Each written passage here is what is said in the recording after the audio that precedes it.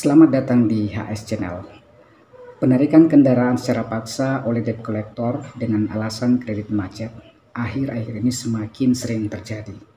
Lalu, apa itu kredit macet dan bagaimana seharusnya menyikapi debt collector yang melakukan penarikan paksa kendaraan yang menunggak cicilan?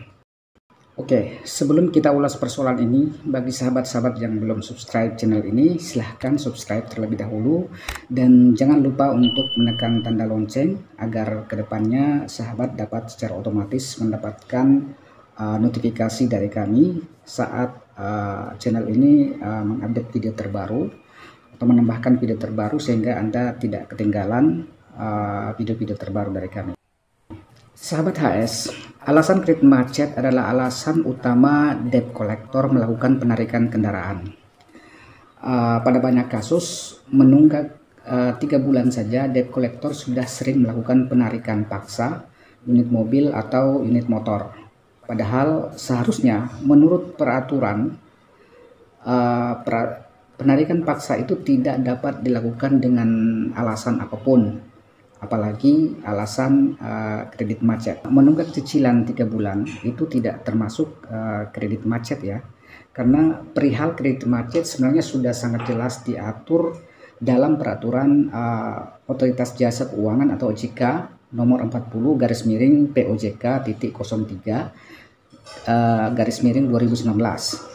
Sesuai peraturan ini, penilaian status kredit macet harus melalui 5 tingkatan kolektibilitas. Nah, ini akan kita lihat 5 tingkatan kolektibilitas tersebut, sehingga nanti kita bisa simpulkan sebenarnya kategori kredit macet itu masuk dalam kolektibilitas yang mana. Oke, mari kita lihat tingkatan kolektibilitas yang dimaksud dalam peraturan OJK. Kolektibilitas 1 masuk dalam kategori lancar, maksudnya apabila debitur selalu membayar pokok dan bunga tepat waktu, kemudian perkembangan rekening baik, tidak ada tunggakan, serta sesuai dengan persyaratan kredit, maka ini masuk kategori lancar.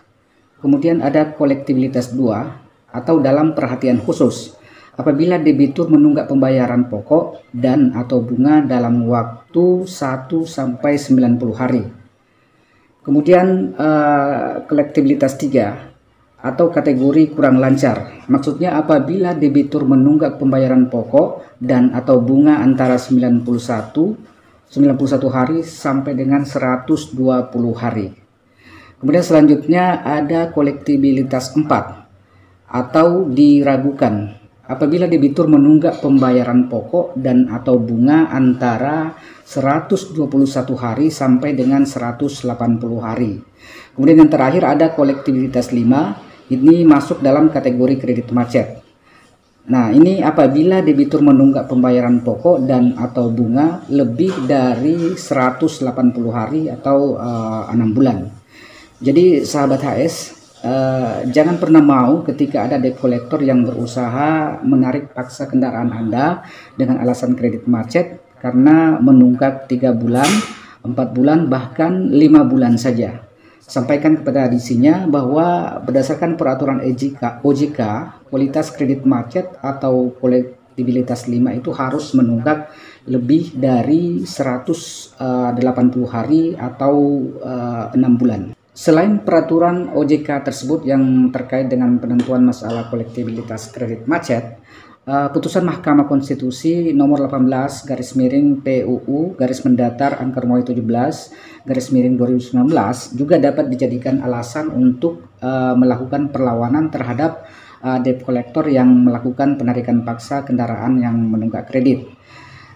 Inti dari putusan Mahkamah Konstitusi tersebut bahwa eksekusi jaminan fidusia hanya dapat dilakukan melalui pengadilan negeri, melalui putusan pengadilan negeri, dan hanya dapat dilakukan oleh petugas pengadilan negeri, bukan debt collector, kecuali nasabah atau pemilik kendaraan sendiri yang secara sukarela mau menyerahkan kendaraannya. Jadi sekali lagi, tidak ada jalan bagi debt collector atau pihak ketiga untuk melakukan penyitaan atau menarik paksa kendaraan yang menunggak cicilannya. Bahkan apabila kendaraan tersebut sudah memenuhi kualifikasi sebagai kredit macet atau menunggak lebih dari 6 bulan. Demikian, terima kasih sudah menonton video ini dan tetap nantikan video-video kami selanjutnya.